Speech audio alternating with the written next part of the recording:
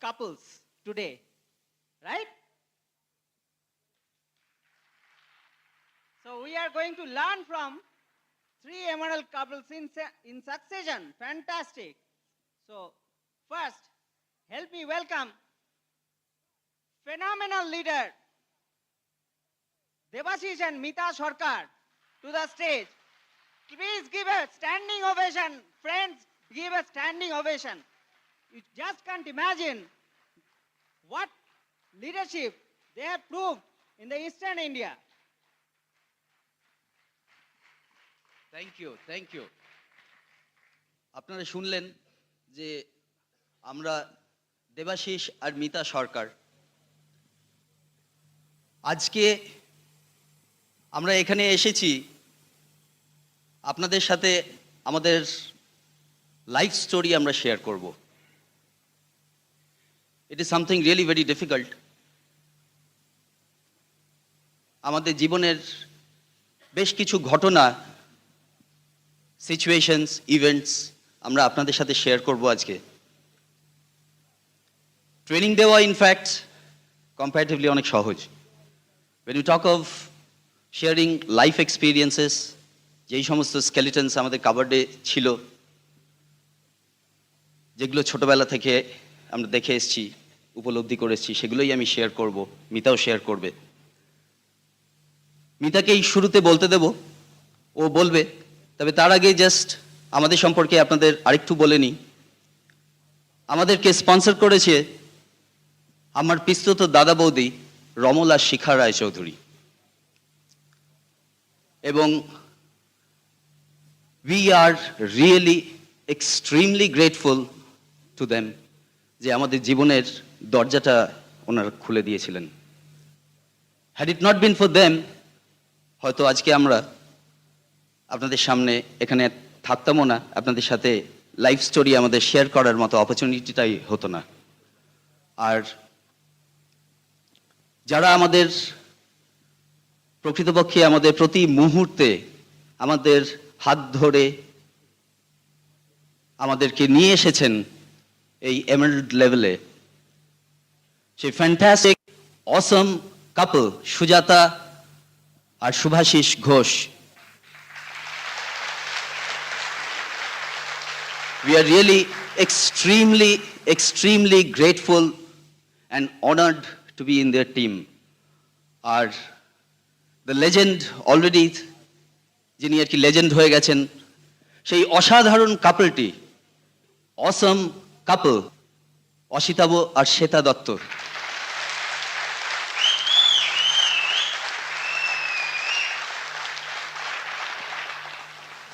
তাদের কি বলে থ্যাঙ্কস জানাবো, সত্যিকারের ভাষা কিন্তু আমরা আর পাচ্ছি না।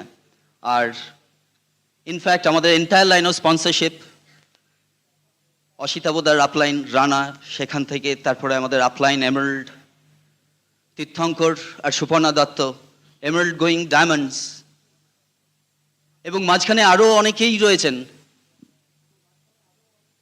যাদের থেকে আমরা টাইম টু টাইম তারা এসেছেন, আমাদেরকে তাদের এডুকেশন ইনসাইটস দিয়ে গেছেন, শেয়ার করেছেন।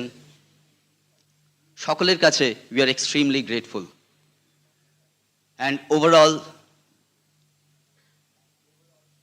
যে আমাদের upline EDC, the couple who has really created history, the awesome Drs. Kanti and Lata Gala. We are extremely grateful to all of them.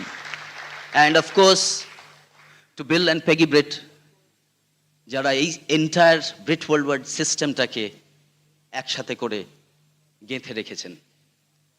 And above all, we thank God for whatever He has given us. ঈশ্বরের অসীম কৃপা যে আমরা এই অপরচুনিটির মধ্যে আমাদের future আমরা দেখতে পেয়েছিলাম। আর এবার আমাদের এক্সপিরিয়েন্স শেয়ার করবার জন্য আমি মিতাকে ওয়েলকাম করছি। So please help me welcome my diamond wife Mita.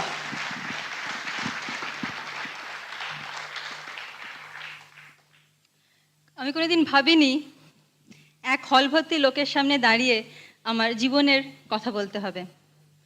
যখন প্ল্যানটা শুনেছিলাম তখন যদি আমাকে এই কথাটা বলতো যে আমাকে বলতে হবে, তাহলে আমি জানি না কি করতাম, জয়েন করতাম কি না। যাই হোক, জীবনের শুরুতে জন্ম দিয়ে আমি জন্মেছিলাম একটা ছোট ব্রাহ্মণ পরিবারে, বাবা, মা আর আমার দাদা।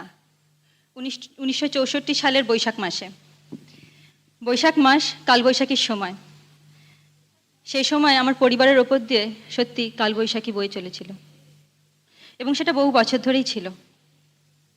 আমি উচ্চ মধ্যবিত্ত পরিবারেরই, কিন্তু জন্মাবার আগেই আমার বাবার সরল বিশ্বাসের ফলে এবং আত্মীয়দের কল্যাণের ফলে আমাদের সমস্ত প্রপার্টি বেহাত হয়ে যায়। তখন আমার বাবা বাধ্য হয় একটা সামান্য সরকারি চাকরি নিতে। আমার মা সরল গ্রাম বাংলার মেয়ে, শহুরে আদব কায়দা একেবারেই পারদর্শী ছিলেন না। ভীষণ লাজুক প্রকৃতির ছিলেন, তিনি খুব সুন্দরীও ছিলেন। আমার মনে আছে ছোটবেলায় যখন কেউ বাড়িতে আসতো, মা কিন্তু তাদের সামনে বেরোতেন না। আমাদের হাত দিয়ে চা জলখাবার পাঠিয়ে দিতেন, তিনি পর্দার পেছনেই থাকতেন। কিন্তু আমাদের আর্থিক অবস্থা এমন জায়গায় এসে দাঁড়ালো যে আমার সেই মাকে পর্দা সরিয়ে বাইরের জগতে পা রাখতে হলো। 1970 সালে উনি বাইরের জগতে পা রাখেন, উনি চাকরি নেন। এবং সে সময় মার চোখে দেখেছিলাম ভীতি, কারণ মা কলকাতার রাস্তায় চলতে পারতেন না, ট্রামে উঠতে ভয় পেতেন। আর যখন তিনি বাড়ি থেকে বেরোলেন, সে সময় সব থেকে কষ্ট হয়েছিল ছোট্ট মিতার, কারণ সে মাকে ছাড়া এক বিন্দুও থাকতে পারত না। তাই আজকে দীর্ঘ 30 বছর চাকরি করার পর 2000 সালের 31শে জানুয়ারি মা যখন তার কর্মজীবন থেকে অবসর নিলেন, তখন সেই ছোট্ট মিতা হাতে ফুল নিয়ে ছুটে গিয়েছিল তার অফিসে তার মাকে আবার বাড়ি ফিরিয়ে আনতে। দাদার কাছে শুনি কালো অস্টিনের কথা। আমার চোখে দেখা সাদা অ্যাম্বাসেডর সে শৈশবেই দিনাদ্দায় হারিয়ে যায়। এইভাবেই ভাই বোন দুজন আমরা বড় হয়ে উঠি, এবং মার চোখে প্রায় জল দেখতাম। আমি আমার মাকে মানুষ মা বলি। আমাদের বাড়িতে একটা ছোট্ট কালী মূর্তি ছিল। আমি সেই কালী মূর্তির সামনে গিয়ে তখন বসতাম এবং বলতাম, মা, আমি বড় হলে যেন আমার মানুষ মায়ের চোখের জল মুছে দিতে পারি। এইভাবেই আমি বড় হয়ে উঠি, এবং পড়াশোনায় মোটামুটি ভালোই ছিলাম। কারণ পড়াশোনা তো করতে হবে, একজন তো হয়ে দাঁড়াতে হবে সমাজে, নিলে মায়ের চোখের জল মুছবো কি করে। দেখতাম আমার পরিবারে কিছু কিছু করে জমাচ্ছে আমার বিয়ের জন্য। তখন খুব রাগ হতো যে না, আমি বিয়ে করব না, কারণ বিয়ে করা মানে আমার পরিবারকে আবার ঋণে ডুবিয়ে দেওয়া। আর ঠিক করেছিলাম যদি কাউকে বিয়ে করি, তাহলে এমন কাউকে বিয়ে করব যে শুধু আমার জন্যেই আমাকে বিয়ে করবে, টাকার জন্য নয়। এইভাবে বড় হই, কলেজে যাই। কলেজে স্কলারশিপ নিয়েই আমি পড়াশোনা করেছি। আমি সাইকোলজিতে এমএসসি। সেই সময় ক্লাস 12, কলেজের আগে ক্লাস 12 যখন পড়ি, আমি লোরেটোতে পড়তাম। যতই কষ্ট হোক না কেন, দাদা আর আমার এডুকেশন কিন্তু মা বাবারা যত ভালো স্কুলে পেরেছে তারা তাই করিয়েছে, কারণ তাদের চোখে স্বপ্ন ছিল যে আমরা দাঁড়াবো। ক্লাস 12 যখন পড়ি, আমার দেখা হয় একটি ছেলের সাথে, পরনে কালো ট্রাউজার্স আর হলুদ রঙের টি-শার্টে মিকি মাউস আঁকা। তো তখন দেখে আমার খুবই ভালো লেগেছিল। আমি ছোটবেলা থেকে সেন্স অফ ইনসিকিউরিটিতে ভুগতাম, এবং আমার ইচ্ছে ছিল যে যদি কোনো ছেলের প্রেমে পড়ি তাহলে তার খুব স্ট্রং আর্মস থাকবে, মাস্কিউলার আর্মস থাকবে, এবং দেবাশিসের ছিল। এবং এটাও জানতাম যে দেবাশিস সে সময় দাদি বালসারার কাছে মার্শাল আর্টসের ক্লাস করছে। তো প্রথম দেখাতেই বোল্ড, কিন্তু তা দেবে কেন? আজকে এডিসিতে যেরকম প্রোডাক্টসের জন্য লাইন পড়ে, তখন দেবাশিসের পেছনে কিন্তু ঠিক মেয়েদের লাইন ওরকম ছিল। সুতরাং একটা ক্লাস 12 পড়া মেয়ের দিকে সে ফিরে তাকাবেই বা কেন? আমার একটা জন্মদিনে তাকে আমি ইনভাইট করি, এবং ইনভাইট করার সময় আমার একটা বই দেয়। সেই বইতে লেখা থাকে, ও নিজেই লিখে দেয়, Mita, dreams come true if you can dream hard enough. তখন ভাবি ও আমাকে স্বপ্ন দেখার কথা বলছে কেন, তাহলে কি এটা মনে আসে, আশা জাগে। যাই হোক, আমাদের মধ্যে যখন দেখা হতো বা কথা হতো, তখন কিন্তু ও পুরোপুরি ভাববাচ্চে কথা বলতো। যেরকম এই বইটা পড়া হয়েছে, এখানে যাওয়া হয়েছে, কখনোই ডাইরেক্টলি কোনো কথা বলতো না, তুমি পড়েছো কি পড়োনি। তারপর 1987-এ হঠাৎই সুযোগ আসে, দেবাশিসও খুব ট্রেকিং ভালোবাসে এবং আমিও ট্রেকিং করতে ভালোবাসি। হঠাৎই সুযোগ আসে অমরনাথ যাওয়ার। দেবাশিসে একটা বড় টিম নিয়ে যাচ্ছিল, আর আমার ইচ্ছে ছিল আমার মাকে অমরনাথ নিয়ে যাব, কারণ ছোটবেলায় মা একবার বলেছিলেন একটা সিনেমা দেখে যে কোনোদিন কি আমি অমরনাথ যেতে পারবো। তো দেবাশিসকে বলি এবং সেই টিমের সাথে ভিড়ে যাই। অমরনাথ গেলাম। সেবার খুবই ওয়েদার খুব খারাপ ছিল, তাই জন্য ম্যাক্সিমাম লোকই সে দল থেকে ওরা যায়নি। আর একমাত্র 4 জন, মা, আমি, দেবাশিস আর আমাদের আরেকটি বন্ধু, আমরা অমরনাথ গিয়েছিলাম। এবং ওয়েদার খুবই খারাপ ছিল, তুষার বৃষ্টি, ঝড়, তার মধ্যেই দেবাশিস আমার প্রথম হাতটা ধরেছিল। এবং একটা কথা আছে জানেন তো, দুর্যোগের মধ্যে দিয়ে যে বন্ধুত্ব শুরু হয় সেই বন্ধুত্ব চিরস্থায়ী হয়, এবং তাই আজ আমরা এখনো একসাথে।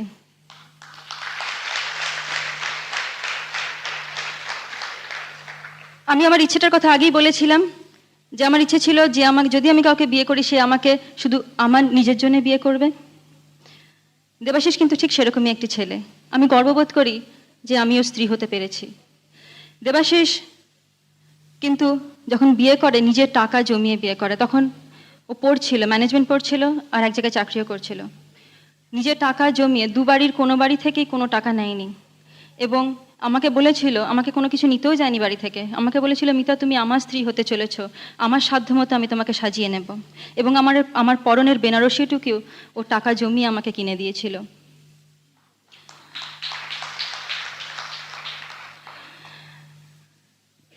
বিয়ে হয়, আমি আগে বলেছি আমি ব্রাহ্মণ পরিবারের মেয়ে, সুতরাং অনেক অশান্তির মধ্যে দিয়েই আমাদের বিয়েটা হয়। দেবাশিস সে সময় বলছিলাম যে ম্যানেজমেন্ট পড়ছে, সুতরাং তখনও আর্থিক কষ্ট আমাদের ছিল। আমি সে সময় একটা চাকরি পাই, আমার ফিল্ডেই আমি একটা চাকরি পাই, চাকরি করে ফিরতাম তখন। আর দেবাশিসের সে সময় মাত্র 2টো শার্ট ছিল। আমি চাকরি করে এসে সন্ধ্যাবেলায় সে শার্টগুলোকে কাচতাম, পরের দিন ইস্ত্রি করতাম, এবং আমার খুব রাগ হতো, খুব কষ্ট হতো। সংসারের কাজ করছি প্লাস ও শার্ট কাচ্ছি, তখন আমি ওকে বলতাম যে তুমি আর শার্ট কেনো না কেন। তখন চুপ করে যেত, চুপ করে আমাকে বলেছিল যে মিতা দেখো, তোমার যদি আমার শার্ট কাচতে কষ্ট হয় তুমি কেচো না। আমি in the vicious cycle of poverty, আমার ক্ষমতা নেই আর একটা শার্ট কেনার। আজকে সেই দেবাশিস যে আমার পাশে এখানে বসে আছে, he is a financially free man.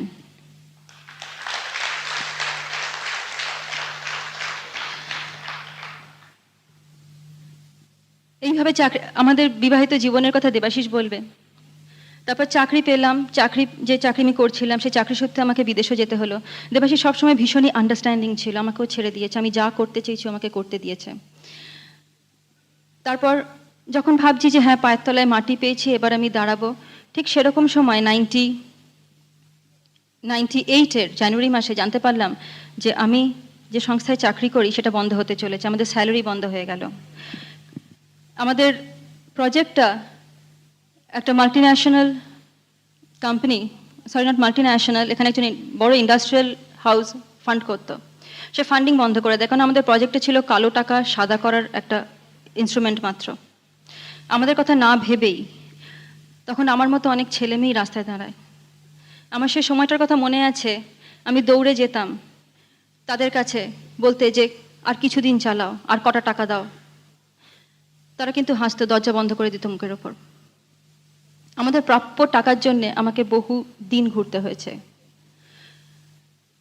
সেই সময় এলো আমার কাছে এই অপরচুনিটিটা। যখন আমি প্রভিডেন্ট ফান্ডটা হাতে নিচ্ছি, আমাকে যারা দিচ্ছিল আমার খুব ঘেন্না করছিল হাতে নিতে, এবং আমি বলেছিলাম যে I will have my own centre one day, এবং আমি আপনাদেরকে ইনভাইট করব। সেই স্বপ্ন সত্যি হতে আর বেশি দেরি নেই।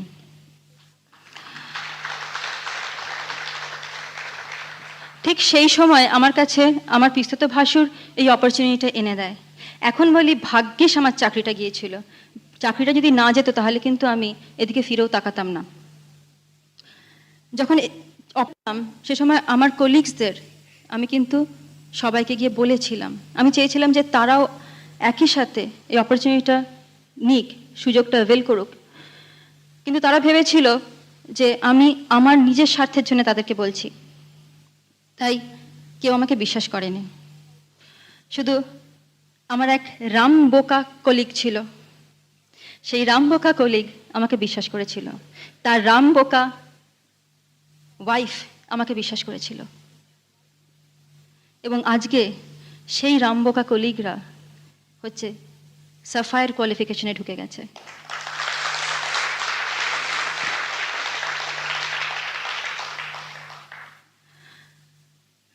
আমি বলতে পারি যে আমি খুব লাকি যে আমার টিমে কোনো চালাক ব্যক্তি জয়েন করেনি। আমার টিম যেন বোকাতেই ভরে থাকে। ব্যবসাটা যখন করতে নামি তখন জানতে পারি যে 50 পিভি কমিটমেন্টটা, তার আগে বলিনি, আমি যখন প্ল্যানটা শুনেছিলাম তখন কিন্তু আমি পুরো প্ল্যানটা শুনিনি। আমি রেকরকের গল্পটা শুনেছিলাম আর শুনেছিলাম যে এই ব্যবসায় টাকা পাওয়া যায়। 40,000 কিন্তু আমি বিশ্বাস করিনি। 5-6 হাজার টাকা পেলেই তখন আমার কাছে যথেষ্ট। এবং আমি আমার কলিগকে ওভারভিউ দিয়েছিলাম, তাকে বুঝিয়েছিলাম দেখো ব্যবসাটা, ওই আমি যার কথা বলছি যে আজকে সাফার কোয়ালিফিকেশনে বলেছিলাম যে দেখো ব্যবসাটা কিন্তু খুব সহজ।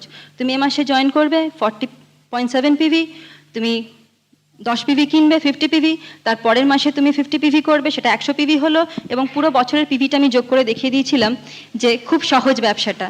এবং শুধু ওকেই করিনি, আমার ভাগ্নে, মানে আমার দেবাশিসের ভাগ্নে, তাকেও আমি ঠিক একই জিনিস বুঝিয়েছিলাম। সে কিন্তু অন্ধের মতো আমাকে বিশ্বাস করে।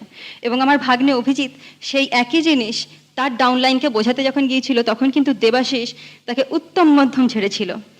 এবং বেচারার চোখের জল, ও আমার সামনে দাঁড়িয়ে কিন্তু একবারও বলেনি যে ওকে এই প্ল্যানটা ওর মামি বুঝিয়েছিল, পাছে মামি বকুনিটা খায়। এই করেই আমাদের ব্যবসা শুরু। আমি বুঝিনি সত্যি, কিন্তু কিটটা নিয়ে আমি বাড়িতে বসেও থাকিনি। আমি কিছু তো করেছিলাম, ভুল করেছি ঠিক আছে, কিন্তু সেই ভুল শুধরে দেওয়ার জন্য তো আছে আমাদের আপলাইন। জানতে পারি যে 50 পিভি কমিটমেন্টটা করতেই হবে, 50 পিভি। অসিতাবদা বলেছে প্রতি মাসে 50 পিভি করলে তাহলে বছরের শেষে গিয়ে 40,000 টাকা পাওয়া যায়। আমি কিন্তু অসিতাবদাকে বিশ্বাস করিনি। লোকটা বলছে, তার কারণ নিজের, সে তো 40,000 টাকা পাচ্ছে এবং আমরা যত পিভি করব তার পকেটেই টাকাটা যাবে। তিনি বলেছিলেন যে যদি তোমরা রিটেল করতে না পারো তাহলে ওই 50 পিভিটা যা জিনিস কিনছো, সে মরা বেড়াল হোক, কুকুরছানা হোক, খাটের নিচে রেখে দিও। দেবাশিস কিন্তু বোকার মতো অসিতাবদাকে বিশ্বাস করেছিল এবং প্রতি মাসে ও সেই মরা কুকুরছানা আর বেড়ালছানা কিনে আনতো। আমি তখন দেবাশিসকে দেখে ভাবতাম যে ইস কি বোকার পাল্লায় আমি পড়েছি। তো 50 পিভি ওই তখন রাফলি 2,000 টাকা, ওইটা আমি রিটেল করতে আরম্ভ করি। প্রথমে ফোন করি আমার বাড়িতে, দাদা ফোনটা ধরে এবং আমি দাদাকে বলি দাদা একটা দারুণ অপরচুনিটি পেয়েছি। তখন বলে কি? আমি বলি অ্যামওয়ে। ওখান থেকে বলে ও। আমি বলি আমি আসছি, আমি তো ওদেরকে সব শোনাবো। বলে চলে আয়। ওরা তখন সবাই জানে যে আমার চাকরি চলে গেছে। আমি বাড়িতে প্রোডাক্টস নিয়ে যাই, বাড়িতে গিয়ে দেখি দাদা কিন্তু বেরিয়ে গেছে, মা আছেন, বৌদি আছেন, তাদেরকে আমি আমার প্রোডাক্টসগুলো দেখাই, এলওসির ডেমো দিই। আমি তখন কিন্তু ভীষণ এক্সাইটেড। এই প্রথম আমি কাউকে আমার ব্যবসার প্রোডাক্টস আমি দেখাচ্ছি। প্রোডাক্টস দেখাই, ডেমো দিই, স্যাটিনিক শ্যাম্পুর কথা বলি, বডি লোশন দেখাই। দেখলাম কোনো প্রশ্ন কেউ করলো না, বৌদি সমস্ত প্রোডাক্টসগুলো নিয়ে গেল এবং প্রোডাক্টের যা দাম হয় সেটা আমার হাতে দিয়ে গেল। সাথে দিয়ে গেল একটা সাদা খাম, দাদা রেখে গেছে। সেই খামে ছিল কিছু টাকা আমার হাত খরচার জন্য। আমি তখন ভীষণ খুশি যে আমার এত ভালো প্রোডাক্টস ওরা বুঝতে পেরেছে এবং ওরা নিয়েছে। হঠাৎ মার দিকে তাকিয়ে দেখি মা দু চোখ বেয়ে জল পড়ছে। আমি অবাক। মা আমার দিকে তাকিয়ে বললেন, মামনি তুই সাবান বেচছিস? তখন কিন্তু আমি থমকে দাঁড়িয়েছিলাম। যে মায়ের চোখের জল আমি মুছবো বলে ঠিক করেছিলাম, সেই মায়ের চোখের জলের কারণ হয়ে গিয়েছিলাম। সেখানে দাঁড়িয়ে আমি প্রতিজ্ঞা করেছিলাম যে মা, you will feel proud of me one day. এবং যখন আমি এমারাল্ড পিনটা পাই, আমি বাড়ি গিয়ে প্রথমে আমার মার হাতেই তুলে দিয়েছিলাম।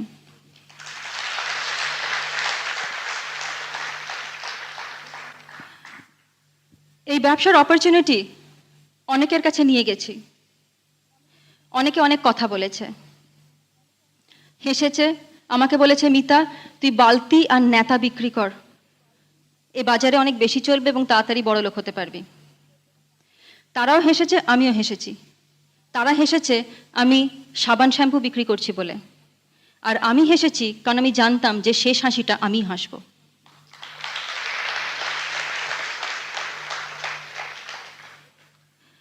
অনেকে আমাকে বলেছে যে মিতা আমি কি এতগুলো ডিগ্রি অর্জন করেছি সাবান বেচার জন্য? অনেকে আবার অনেক স্ত্রীরা তার হাজবেন্ডদের বলেছে দেখো এটা কিন্তু তোমার জন্য নয়, এটা হচ্ছে ওদের জন্যে, ওদের মানে যে ছেলে মেয়েদের চাকরি নেই তাদের জন্যে। তোমার স্টেটাস আলাদা, সেটা আমার কানে এসেছে। আমি বলি ভাগ্যিস ডক্টর কান্তিগালা, ডক্টর হল নিউবল, নোবেল নমিনি, তারা এই স্টেটাসওয়ালা লোকদের দলে পড়ে না, নইলে আমরা কোথায় থাকতাম। আমি স্টেটাসের একটা সুন্দর ডেফিনেশন কোথাও একটা দেখেছিলাম। সেই ডেফিনেশনটা কি জানেন? স্টেটাস কি? স্টেটাস হচ্ছে, status is buying those things that you don't need with the money that you don't have to show the people you don't like.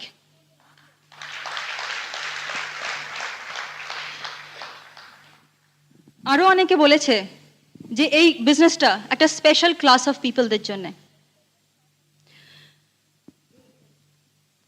সেই ক্লাস, তার মধ্যে আমরা পড়ি না, মানে বড় লোকের ব্যবসা।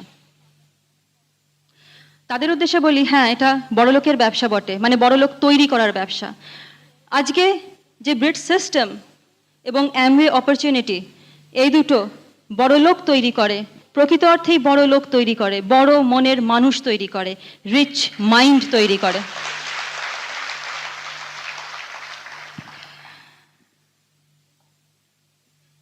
এই ব্যবসাটা সত্যি একটা স্পেশাল ক্লাস অফ পিপলদের জন্যে। কোন ক্লাস? যারা স্বপ্ন দেখতে ভয় পায় না, স্বপ্ন দেখতে সাহস লাগে। It takes courage to be rich, it takes courage to dream. এই ব্যবসাটা তাদের জন্যে যারা প্রতিকূল অবস্থার মধ্যে দিয়েও তাদের স্বপ্নটাকে জিয়ে রাখতে পারে, জাগিয়ে রাখতে পারে, এটা তাদের জন্যে। অ্যান্ড সত্যি এটা স্পেশাল ক্লাস অফ পিপলদের জন্যে।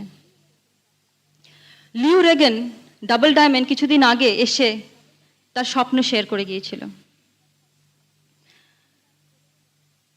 তিনি দাঁড়িয়ে বলে গেলেন যে তার আর্থিক অবস্থা ছোটবেলায় এমন ছিল যে তার বাড়িতে একটা বাথরুম পর্যন্ত ছিল না, কিন্তু সেই ছোট্ট লিউ দাঁড়িয়ে দেখতেন যখন সেই এলাকার ধনী মিস্টার ক্রস ক্যাডিলাক নিয়ে বেরিয়ে যেত, তখন সেই ছোট্ট লিওর মনে হতো আমি বড় হলে আমারও ক্যাডিলাক থাকবে।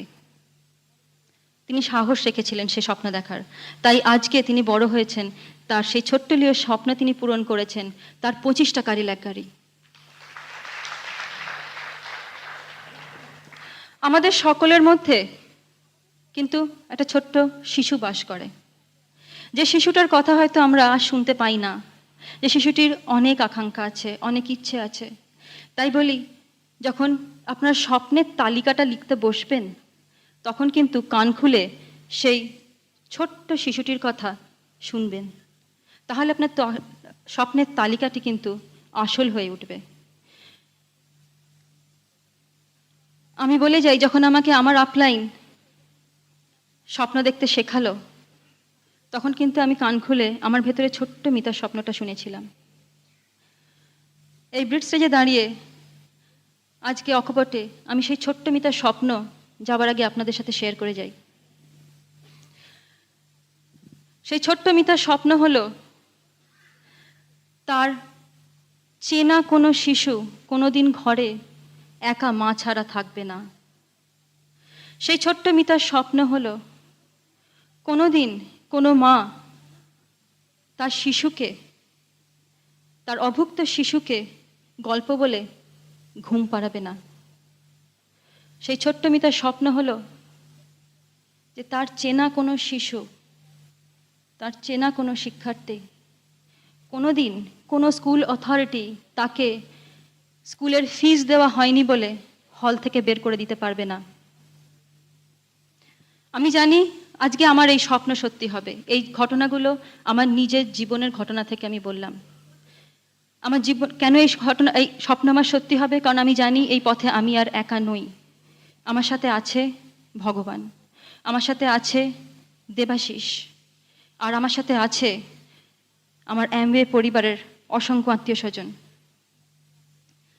আমার কাছে আছে সুভাষিসদা, সুজাতাদি, অসিতাবদা, শ্বেতাদির আশীর্বাদ। আর আমার হাতে আছে সেই প্রদীপ, আলাদিনের আশ্চর্য প্রদীপ, যেটা তুলে দিয়েছিল আমার পিস্তত ভাসুর। এই আলাদিনের প্রদীপ কিন্তু আপনাদেরও দিয়ে গেছে, আপনাদেরও হাতে আছে, এবং ঈশ্বর তাদের হাতেই এই আলাদিনের প্রদীপ তুলে দেন। তিনি জানেন যারা এর শিখা শুধু তার চার দেয়ালের মধ্যে সীমাবদ্ধ রাখবে না, এই আলাদিনের প্রদীপের শিখা পৌঁছে দেবে ভারতবর্ষের হাজার হাজার অন্ধকার ঘরে, পৌঁছে দেবে হাজার হাজার ছোট্ট মিতার মায়ের হাতে। আমি শেষ করার আগে আপনাদের জন্য রইল শুভেচ্ছা, আর প্রার্থনা করি আপনাদের এই যাত্রা শুভ হোক। গো ডায়মন্ড।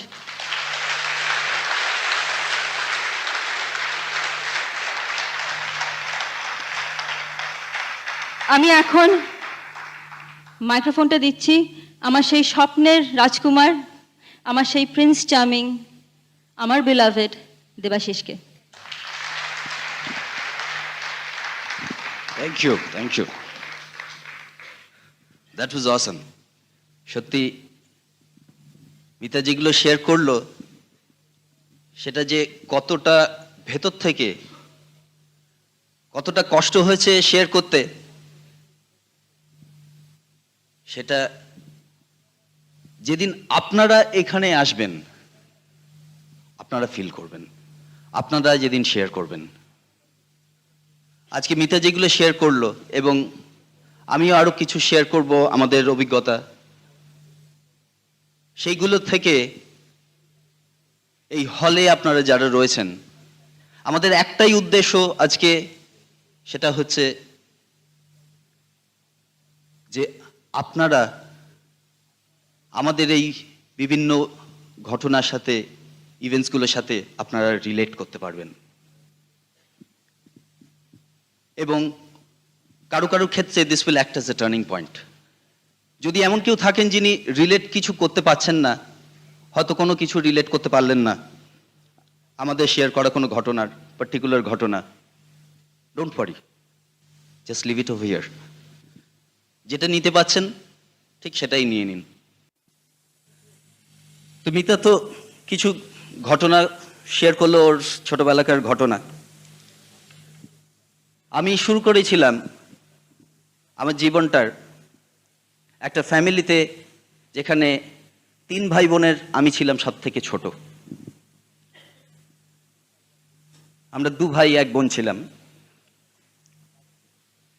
বাবা ছিলেন সেন্ট্রাল গভর্নমেন্টের আয়কর বিভাগের খুব সিনিয়র একজন অফিসিয়াল, মা ছিলেন হাউসওয়াইফ। আজকে মিতা যখন বলল, কিছু শেয়ার করলো যে আমার সম্পর্কে, আমার ভ্যালুজ, আমার এথিক্স, প্রিন্সিপালস, সেই সমস্ত কিছু আজকে হয়েছিল যখন আমি ছোট্ট ছিলাম, আমার বাবার কাছ থেকে এগুলো পাওয়া। আমি বললাম যে বাবার যে ডিপার্টমেন্টে ছিলেন আয়কর বিভাগে, সেই ডিপার্টমেন্টটা আপনারা সকলেই জানেন যে খুবই বদনাম আছে। কিন্তু আমার বাবাকে আমি দেখেছি যে অল্প কিছু সংখ্যক অনেস্ট লোকের মধ্যে উনি একজন, এবং ছোটবেলা থেকে বাবাকে দেখেছি কঠোর পরিশ্রম করে জুনিয়র অফিসার হিসেবে ঢুকেছিলেন, এবং যখন রিটায়ার করলেন খুব সিনিয়র পজিশন থেকে রিটায়ার করলেন, এবং সারাক্ষণই পুরো কর্মজীবনটা he was an upright and outright honest person. এবং সেই ভ্যালুজ তিনি ছোটবেলা থেকেই আমার মধ্যে দিয়েছিলেন। আমাকে বলেছিলেন যে দেখো, জীবনে প্রথমত নিজের পায়ে দাঁড়াবে, কখনো লতার মতো বেঁচে থেকো না। আমরা জানি যে লতা, ক্রিপার্স, তারা অন্য কোনো কিছুকে পেঁচিয়ে আর কি ওঠে। তো উনি প্রথমেই আমাকে সেটা বলেছিলেন, সেই শিক্ষাটা দিয়েছিলেন যে নিজের পায়ে দাঁড়াও, এবং বটবৃক্ষের মতো একদিন বিশাল বড় একটা গাছ হয়ে অনেককে তোমার বেনিফিটস পাস অন করো, তোমার ছাওয়া দিও, তাদেরকে বড় করে তুলো। আর কখনোই অন্যায়ের পথে যেও না, বি অনেস্ট, হার্ড ওয়ার্কিং, এবং এই সমস্ত কিছু ভ্যালুজ, প্রিন্সিপালসগুলো নিয়ে, অনেস্টি, ইন্টিগ্রিটি, এই সমস্ত কিছু নিয়ে আমি বড় হয়েছিলাম। স্কুলে ঢুকেছিলাম মিশনারি স্কুলে, ভারতবর্ষের একটা premier school, missionary school, Calcutta boys. সেখানে পড়াশোনা করেছি, করে স্কুলিং কমপ্লিট করে শেষ করার পরে সেন্ট জেভিয়ার্স কলেজে ভর্তি হই কমার্স নিয়ে পড়বো বলে। ইনফ্যাক্ট এখানে একটা জিনিস একটু বলে রাখি, বাবা ডেফিনেটলি এই ভ্যালুজ অ্যান্ড প্রিন্সিপালস এগুলো সমস্ত কিছু আমার মধ্যে দিয়েছিলেন ঠিকই, কিন্তু সোসাইটির চাপে, পসিবলি আমি জানি না, পিয়ার প্রেশারে হয়তো উনি নিজের ইচ্ছেটাও কিন্তু আমার ওপরে চাপিয়ে দিয়েছিলেন। এবং সেই ইচ্ছেটা তিনি বলেছিলেন চার্টার অ্যাকাউন্টেন্ট হওয়ার জন্য, প্র্যাকটিস করবার জন্য, ট্যাক্স প্র্যাকটিস। উনি যে প্রফেশনে ছিলেন, আমার কিন্তু ছোটবেলা থেকে যখন স্কুলে পড়তাম তখন আমার অন্য একটা দিক আমার কাছে ভীষণ অ্যাপিল করতো। আমাদের স্কুলে কয়ার ছিল, আর সেই কয়ারে যারা ভায়োলিন বাজাতেন, সেই ভায়োলিনের সুর, সেই ভায়োলিন ভীষণ রকমভাবে আমার কাছে অ্যাপিল করতো।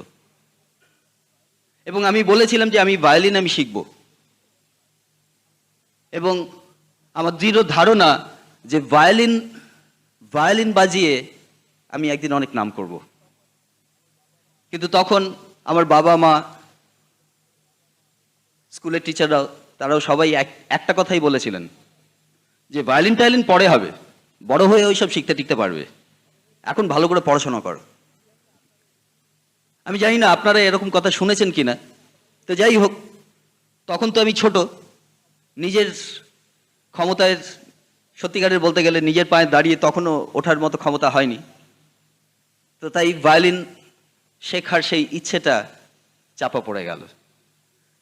এবং তারপরে স্কুল থেকে খুব ভালো রেজাল্ট করেই বেরোলাম, এবং বেরিয়ে কমার্স নিয়েই পড়াশোনা শুরু করলাম, সেটাও সেন্ট জেভিয়ার্স কলেজে।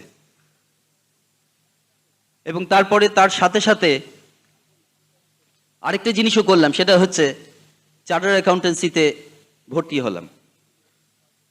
এক চান্সেই এন্ট্রান্স পাস করলাম। স্টুডেন্ট নেহাতে আমি খুব একটা মন্দ ছিলাম না। এবং তারপরে আর্টিকেলশিপ, 3 বছর আর্টিকেলশিপ করেছিলাম, এবং সেটা করেছিলাম পড়াশোনা করতে করতেই, মানে কলেজ চলাকালীনই, সাইমালটেনিয়াসলি গ্র্যাজুয়েশনের সাথে করেছিলাম। করে তারপরে ইন্টারমিডিয়েটেও বসেছিলাম, পাশও করেছিলাম। কিন্তু তারপরে ততক্ষণে আমার নিজের পাটা শক্ত হয়েছে, আমার ঠিক ভালো লাগছিল না। তো সেই প্রফেশনটা ছেড়ে দিতে আমি বিন্দুমাত্র দ্বিধা করিনি। That was one decision and I never regretted it. আমি চার্টার অ্যাকাউন্টেন্ট যারা আছেন আমি তাদের ছোট করছি না, চার্টার অ্যাকাউন্টেন্সি প্রফেশনটাকে আমি ছোট করছি না, বাট সামহাউ আমার ভালো লাগতো না। এবং তারপরে আমি অ্যাডভার্টাইজিং প্রফেশনে ঢুকলাম, খুব অদ্ভুতভাবে অ্যাডভার্টাইজিং অ্যান্ড মার্কেটিং প্রফেশনে, যেটা কিনা প্রাইমারিলি আউটওয়ার্ড গোয়িং এক্সট্রোভার্ট লোকজনদের জন্য, তারা খুব ভালো করতে পারে ইউজুয়ালি।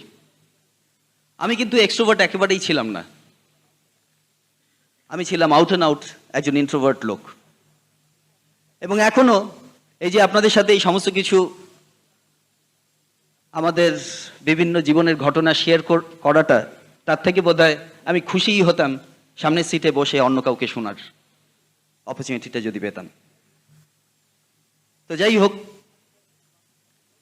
অ্যাডভার্টাইজিং অ্যান্ড মার্কেটিং প্রফেশনে হঠাৎ করে কি মাথায় ভূত চাপলো, ব্যবসা করব।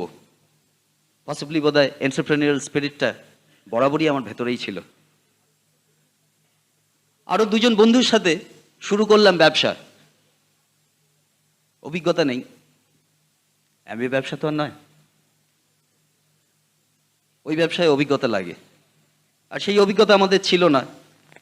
স্বাভাবিকভাবে খুব সাকসেসফুল হতেও পারিনি।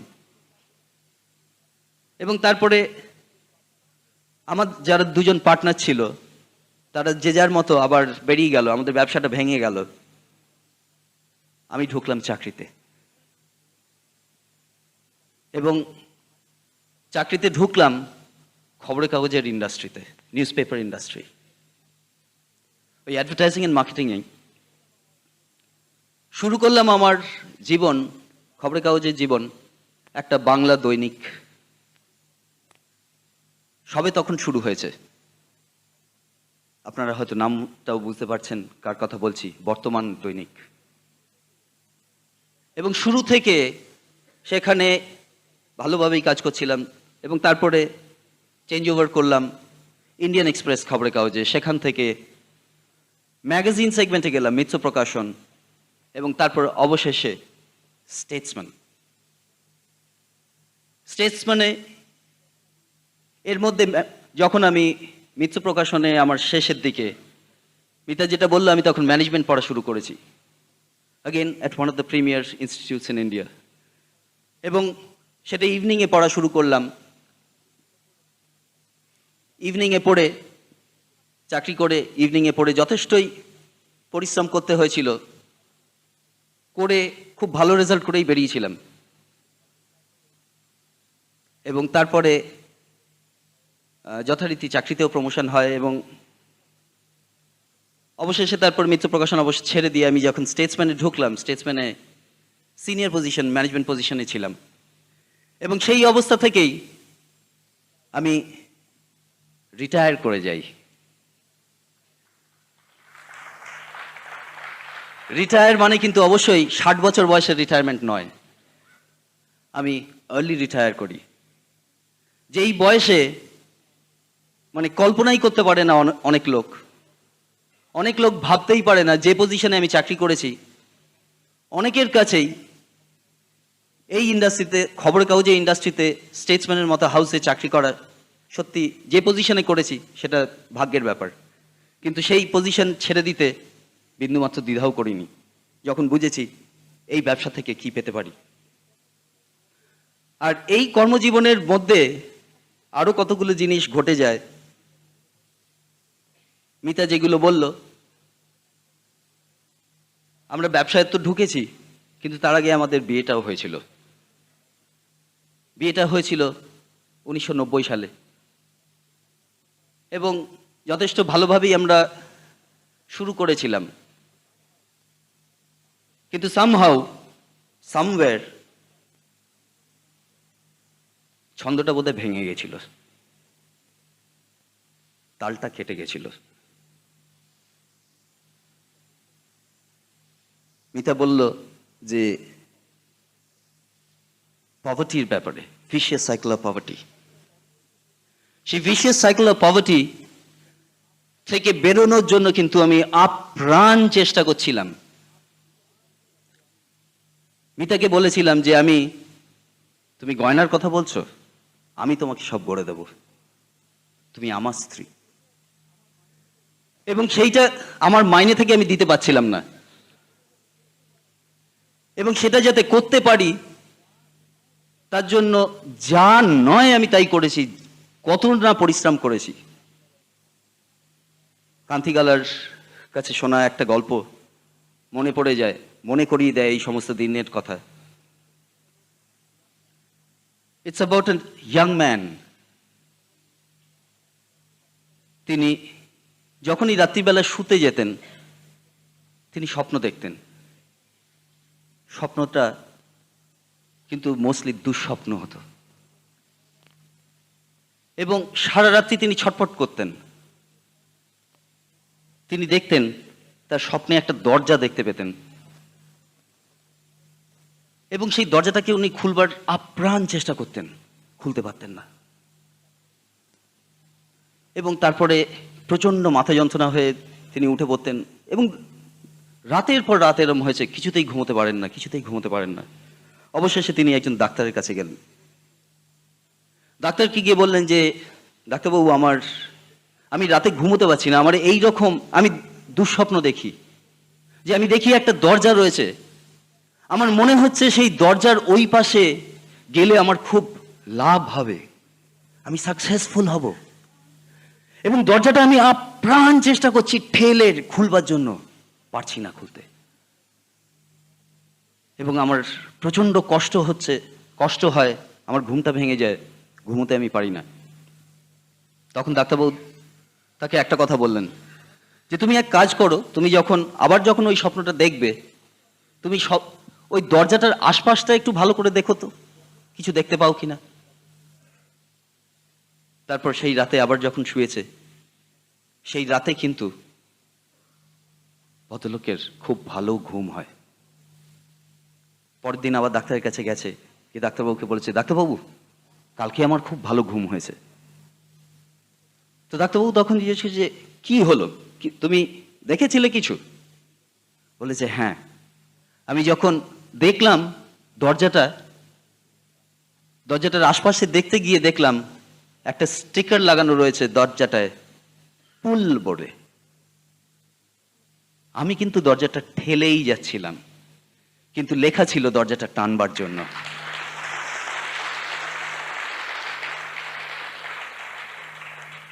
ফ্রেন্ডস, আমি কিন্তু আমার জীবনের এই দিনগুলোর সাথে আমি এই ঘটনাটাকে ভীষণভাবে রিলেট করতে পারি, কারণ আমি আপ্রাণ চেষ্টা করছিলাম, সাংঘাতিক রকমভাবে খাটছিলাম, অমানসিক খাটনি, যাতে আরো বেশি ডাবল ইনক্রিমেন্ট হয়, ট্রিপল ইনক্রিমেন্ট হয়, প্রমোশন হয়, মাইনে বাড়ে, যাতে আলটিমেটলি আমরা ভালোভাবে জীবনযাপন করতে পারি এবং মিতার সেই স্বপ্নগুলো, যেগুলো মিতাকে বলেছি, সেগুলো যাতে ফুলফিল করতে পারি। যখন দেখলাম এই অবস্থাতে, প্রায়শই কতগুলো প্রশ্ন আর কি ভীষণ রকমভাবে মাথায় আসতো।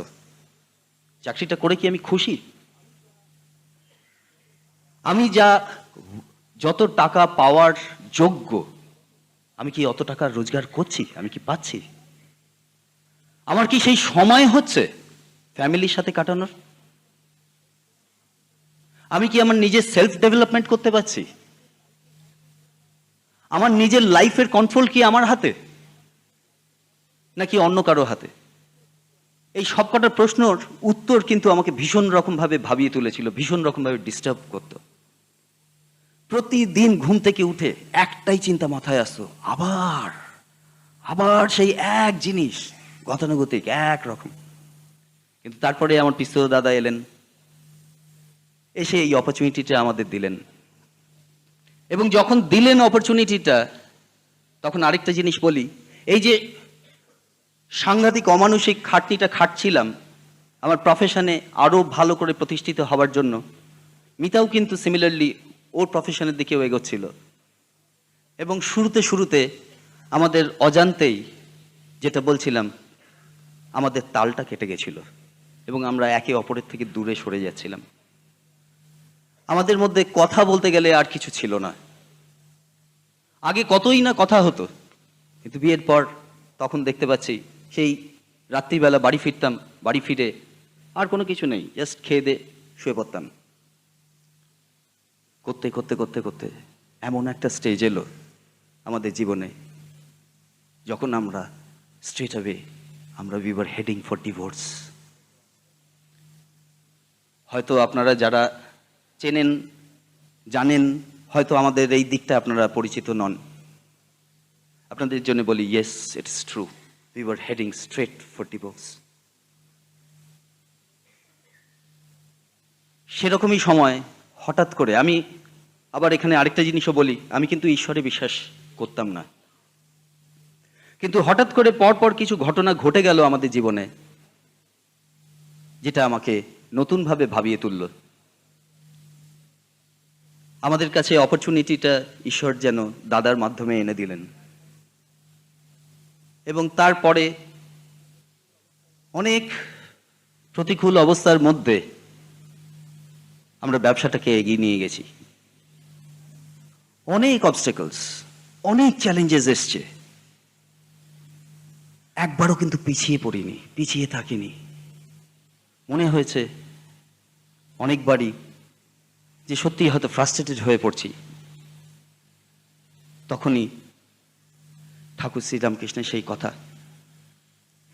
একবার এক ভক্ত ঠাকুরের কাছে এসছেন খুবই দুশ্চিন্তাগ্রস্ত হয়ে। ঠাকুর তখন তাকে জিজ্ঞেস করলেন, হ্যাঁ রে, তোর কি হয়েছে? তো তিনি তখন বললেন যে, ঠাকুর, চারিদিকে এত গোলমাল, জীবন ধারণ করাই দায়। ঠাকুর তার দিকে চেয়ে বললেন, ওরে, গোলেমালেও মাল আছে রে, গোলটাকে ছেড়ে মালটাকে ধর।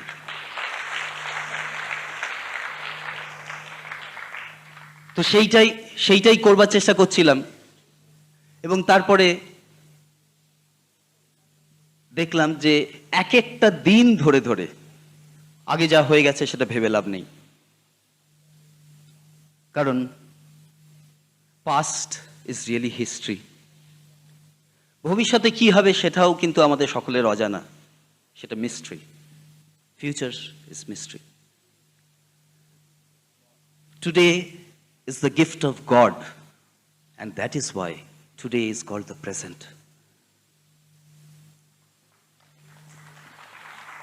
এবং এই প্রতিদিন আমরা এক একটা করে দিন ধরে ধরে আমরা এগোতে শুরু করলাম। এবং তারপরে অনেক নেগেটিভ শুনতে শুনতে প্রায়শই মনে হতো সেই কথাগুলো, বিভিন্ন কথা। In every negative event, there lies the seed of an equal or greater opportunity. এবং সেই জিনিসগুলো, সেই দিকগুলো অলওয়েজ আমাদেরকে এগিয়ে নিয়ে যেত। সেই আশা যে হ্যাঁ, নিশ্চয়ই হবে আমাদের। এবং না শুনতে শুনতে শুনতে শুনতে ঠিকভাবেই এগোচ্ছিলাম, যেভাবে শিখিয়েছিল আপলাইন সেইভাবে এগোচ্ছিলাম, চেষ্টা করে যাচ্ছিলাম। অনেকবার হোঁচট খেয়ে পড়ে গেছি, কিন্তু আবার উঠেছি। অনেকে না বলেছে, জয়েন করেনি, আবার অনেকে জয়েনও করেছে, জয়েন করেও তারা কিছু করছে না। কিন্তু এর মধ্যে থেকে তিনজনকে পাই। একজন মিতা, যার কথা বলছিল, ওর কলিগ, সেই বোকা কলিগ, সে কিন্তু যখন মিতাদের অর্গানাইজেশনে জয়েন করেছিল তার আগে সে অন্য আরেকটা অর্গানাইজেশনে অনেক উঁচু পজিশনে সে কাজ করত, এবং সেই অর্গানাইজেশনে তার কিন্তু কোনো সমস্যাই ছিল না। সে তা সত্ত্বেও মিতাদের সেই অর্গানাইজেশনে এসে জয়েন করেছিল। এটাই হচ্ছে গডস মাস্টার প্ল্যান। এর কিন্তু কোনো ব্যাখ্যাই নেই, কোনো ব্যাখ্যা নেই কেন সে এলো, কোনো কারণ নেই তার আসার। কারণ যেখানে যে পজিশনে জয়েন করছে সেটা কিন্তু অনেক জুনিয়র পজিশন, কিন্তু তা সত্ত্বেও সে জয়েন করলো। এবং জয়েন করে তার কিছুদিন পর মিতার কাছে আপনারা শুনলেন যে অর্গানাইজেশনটাই বন্ধ হয়ে গেল। মিতারও চাকরি গেল এবং তার সাথে সাথে তারও চাকরি গেল।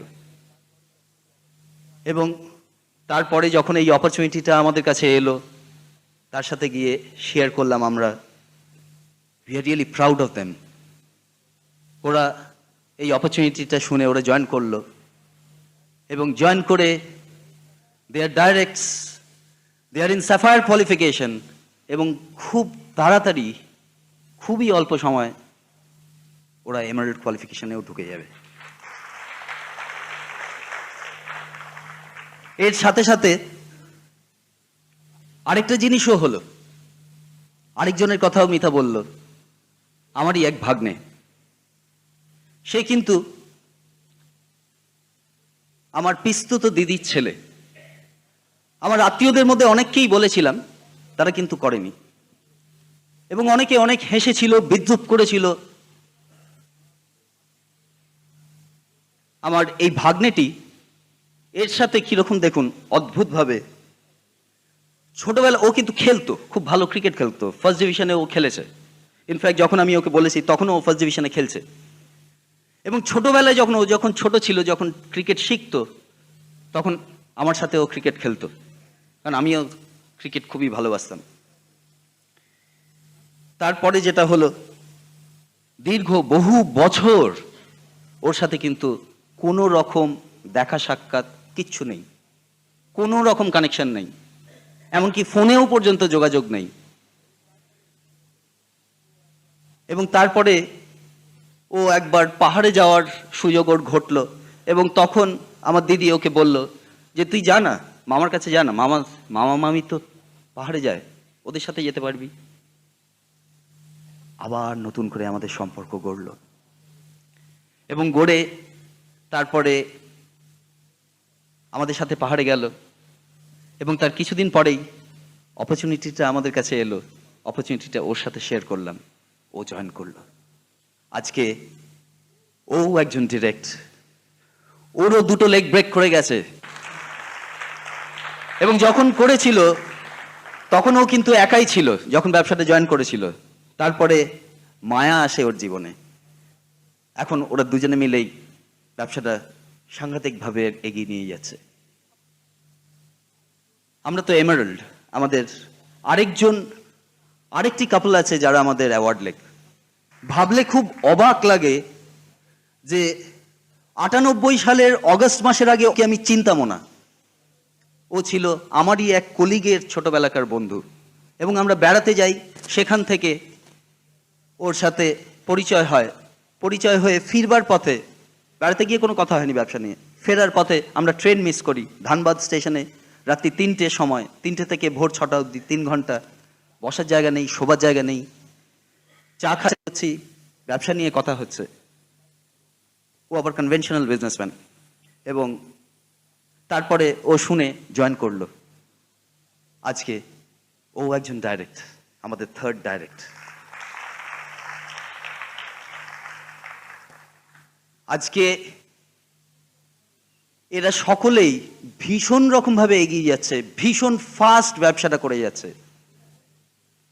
তবে যেটা হলো, এর সাথে সাথে আমাদের জীবনে মিতার আমার রিলেশনশিপটা কিন্তু আমূল একটা পরিবর্তন এসে গেল। ভাঙন ধরছিল, ভেঙে যাচ্ছিল, একদম ডিভোর্সের দিকে এগোচ্ছিলাম হঠাৎ করে। এবং এখানে আরেকটা জিনিস বলি, আমাদের জীবনে কিন্তু কোনো সন্তান ছিল না। নট দ্যাট যে আমাদের কোনো অসুবিধে ছিল, শারীরিক কোনো অসুবিধে, বাট আমরা চাইছিলাম না। মিতা ইনফ্যাক্ট চাইছিল, কিন্তু আমি চাইছিলাম না। আমি চাইনি যে একটা ব্রোকেন ফ্যামিলিতে, অশান্ত সংসারে একটা নতুন এক শিশুর আগমন হোক, তার লাইফটা যেন নষ্ট না হয়ে যায়। কিন্তু আস্তে আস্তে ঈশ্বরের অন্যরকম প্ল্যান ছিল। আস্তে আস্তে তিনি আমাদের অজান্তেই দেখলাম আবার আমাদের মধ্যে গ্যাপটা ভরাট হতে শুরু করেছে, এবং হতে হতে ডিসেম্বর 1998 মিতা কনসিভ করলো, এবং তারপরে মিতার কোল আলো করে আমাদের একটি কন্যা সন্তান জন্মগ্রহণ করলো। আজকে মিতার সাথে আমার সম্পর্ক আগে থেকে স্বাভাবিকভাবেই অনেক ভালো, অনেক ভালো, এবং এখন আমরা একে একে আমাদের গোলের দিকে এগিয়ে যাচ্ছি। একটা একটা করে লক্ষ্য আমরা অ্যাচিভ করছি এবং পরবর্তী লক্ষ্যের দিকে এগিয়ে যাচ্ছি। এই সমস্ত কিছুর মধ্যে একটাই জিনিস আমি খালি আপনাদেরকে বলবো, যে উই টুক এ ডিসিশন, আমরা একটা ডিসিশন নিয়েছিলাম to become successful, and everything is in that decision. আজকে আপনারাও যদি সেই ডিসিশনটা নিতে পারেন, আপনারাও কিন্তু এই স্টেজে উঠে আসবেন অদূর ভবিষ্যতে। এবং যদি কাজ ঠিকভাবে যদি করে যান, অনেস্টলি যদি সমস্ত কিছু এথিক্যালি যদি করে যান, God will be with you. আমাদের এই আপস অ্যান্ড ডাউনস, আমাদের জীবনের বিভিন্ন ঘটনার মধ্যে যেটা হয়েছে, অনেক সময় যেটা বলছিলাম, মুখ থুবড়ে পড়ে যাচ্ছিলাম। এখানে একটা গল্প বলে আমি শেষ করব। এক ভদ্রলোকের কথা। তিনি রাত্রিবেলা স্বপ্ন দেখছেন শুয়ে।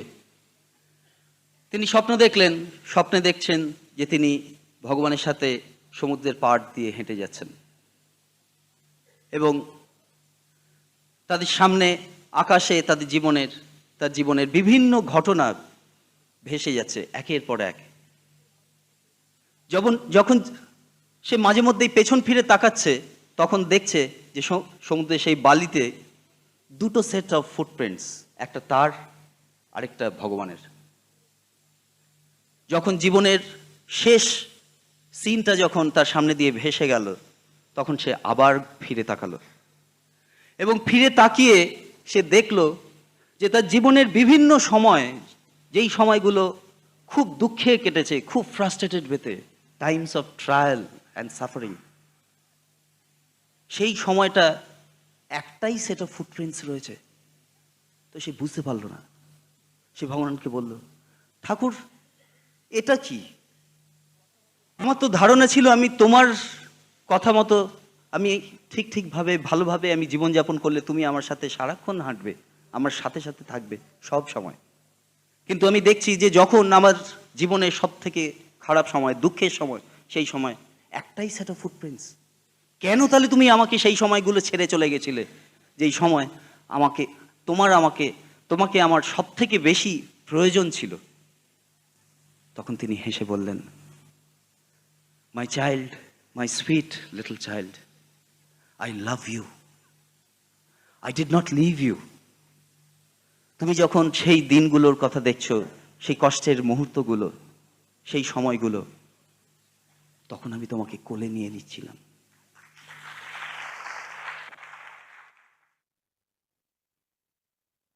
While the techniques and approaches suggested